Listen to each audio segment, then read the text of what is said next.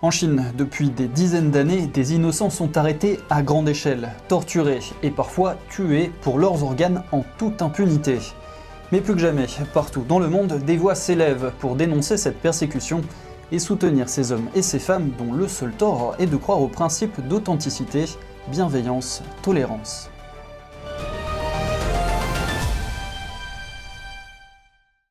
Bonjour à tous, aujourd'hui on remplace notre tour de l'actualité internationale habituel par une émission spéciale sur la persécution du Falun Gong par le régime chinois. Dimanche 20 juillet, les pratiquants de cette discipline spirituelle, aussi appelée Falun Dafa, ont commémoré le 26e anniversaire de cette persécution d'envergure. Il faut dire que lorsque la répression a débuté le 20 juillet 1999, entre 70 et 100 millions de personnes pratiquaient cette discipline, selon les chiffres officiels du Parti communiste chinois, ou PCC. Ce nombre dépassait celui des membres du parti, et ça, le PCC ne l'a pas supporté. Là-bas, les mouvements d'ampleur sont soit contrôlés par le régime, soit réprimés. C'est ainsi que, le 20 juillet 1999, le régime lance une vaste campagne d'éradication. Des mères, des pères, des fils et des filles sont alors emprisonnés, torturés, voire tués, simplement pour leurs croyances. Et cette persécution se poursuit encore aujourd'hui. Cependant, je ne vous ai parlé que de la pointe de l'iceberg des atrocités. En effet, de nombreux rapports indépendants font état de prélèvements forcés d'organes sur des pratiquants détenus, effectués sans consentement à grande échelle. Ces pratiques, qualifiées de crimes contre l'humanité par plusieurs experts, ont déjà été condamnées dans plusieurs résolutions parlementaires internationales. Et une nouvelle fois cette année, à l'occasion de la date symbolique du 20 juillet, partout dans le monde, des pratiquants, mais aussi des parlementaires, se sont rassemblés pour défendre la liberté de croyance. Ainsi, tout près de chez nous, en Suisse, plusieurs députés du Parlement fédéral ont tenu à exprimer leur solidarité à cette occasion. Depuis Berne, ils ont envoyé des messages profondément inspirants, saluant le courage des pratiquants face à l'oppression et appelant à un sursaut de conscience internationale pour mettre fin à cette persécution.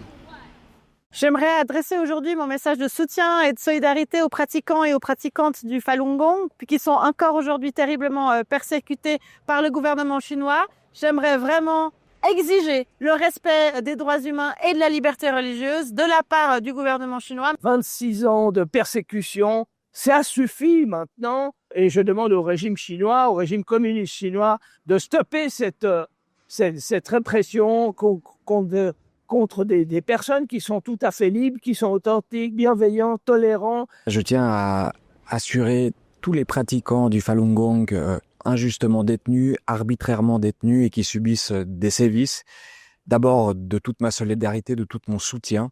Et je leur adresse vraiment des ondes les plus positives possibles. Face à la persécution, face à la discrimination, face à la torture, eh bien, je choisis de défendre les droits fondamentaux, y compris pour les pratiquantes et pratiquants du Falun Gong. C'est très important. La liberté de croyance, la liberté de conscience est un droit universel. Alors, par ce message, je voudrais exprimer ma solidarité avec les pratiquants du Falun Gong qui sont pour la 26e année discriminés, persécutés en Chine. Et cette persécution, parfois, peut aussi se traduire dans notre pays, puisqu'on sait que ces personnes doivent être aussi protégées. Toutes les personnes qui sont persécutées dans leur pays doivent être aussi protégées dans les pays où ils ont trouvé refuge, où ils habitent. Aujourd'hui marque les 26 ans d'un massacre contre les membres du Falun Gong, 26 ans d'une répression qui ne s'est jamais arrêtée, simplement pour défendre des valeurs de bienveillance, valeurs de tolérance, qui sont des valeurs universelles qu'on devrait au contraire promouvoir. Donc je demande au Parti communiste chinois et aux autorités de Pékin d'arrêter leur répression, une répression transnationale qui vise aussi les membres du Falun Gong en Suisse et ailleurs dans le monde. Ceci est totalement inacceptable. Au total, au moins 45 députés suisses ont envoyé des messages de soutien, dont 9 issus du Parlement fédéral. Et ce n'est pas tout. À Genève, 4 parlementaires genevois se sont rendus devant le Haut Commissariat des Nations Unies aux droits de l'homme. Ils y ont prononcé des discours de soutien aux pratiquants présents lors de la cérémonie de commémoration. Ces derniers ont été profondément touchés par ces prises de parole empreintes de dignité et de solidarité. Notre correspondante pour NTD France, Laetitia Rodriguez, était sur place pour leur donner la parole. Ici, à Genève, en Suisse, des députés du Parlement s'opposent fermement à la persécution du Falun Dafa et condamnent sa répression transnationale. Ils rappellent que les valeurs du Falun Dafa sont universelles. Il convient de combattre ici à Genève cette triste réalité, je dirais, qui est la persécution, la torture et le fait qu'on prélève les organes pour en faire du commerce, ce qui est un véritable scandale. Et donc je demande au Parti communiste chinois de réintégrer le Falun Gong et d'arrêter de le persécuter. On peut pas empêcher les gens, on peut pas les emprisonner, annuler, décapiter une association, un mouvement parce que ça ne va pas dans le sens d'un pays. Parce que tout le monde a le droit de croire à ce qu'il veut croire. On ne peut ne pas être d'accord ou d'accord. C'est la liberté d'expression et de croyance. Et c'est important par le monde que tout le monde puisse s'exprimer librement.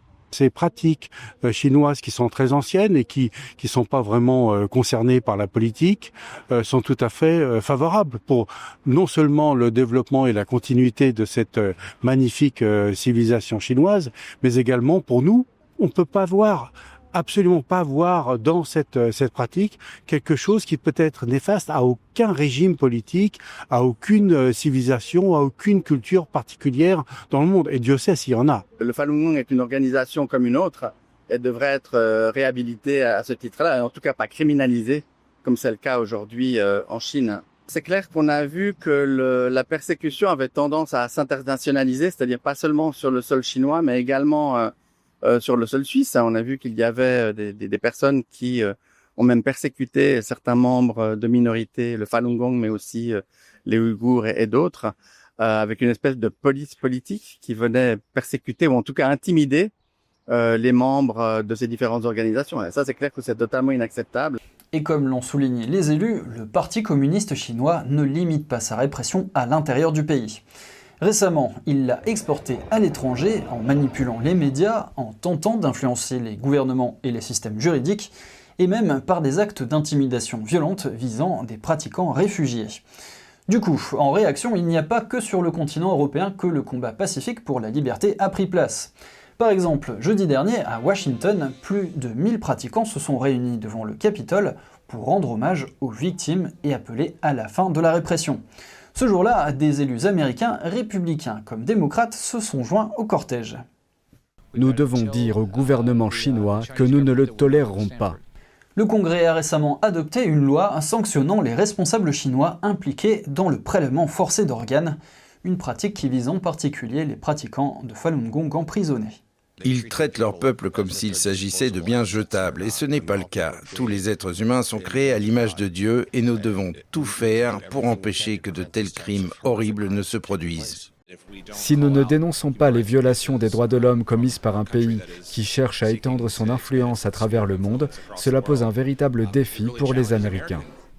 En effet, cette répression transnationale n'est pas seulement un danger pour les pratiquants exilés. Plus largement, elle représente un danger croissant pour tous les États souverains. Car par le biais de la propagande, de l'infiltration politique ou du harcèlement diplomatique, le régime chinois cherche à affaiblir la sécurité nationale dans les sociétés démocratiques, à manipuler les lois et à contrôler l'opinion publique. C'est un phénomène documenté par plusieurs rapports officiels. Et le constat est sans appel. Il met en péril l'indépendance des institutions, la liberté d'expression et les droits fondamentaux dans le monde entier. Il serait peut-être temps d'y mettre un terme. Qu'en pensez-vous? Dites-le nous en commentaire. C'est la fin de ce journal. Merci à tous de l'avoir suivi. Si ça vous a plu, n'oubliez pas de liker et de vous abonner. Moi, je vous retrouve demain à 13h pour une nouvelle édition de NTD L'Actu. Très bon après-midi. À demain.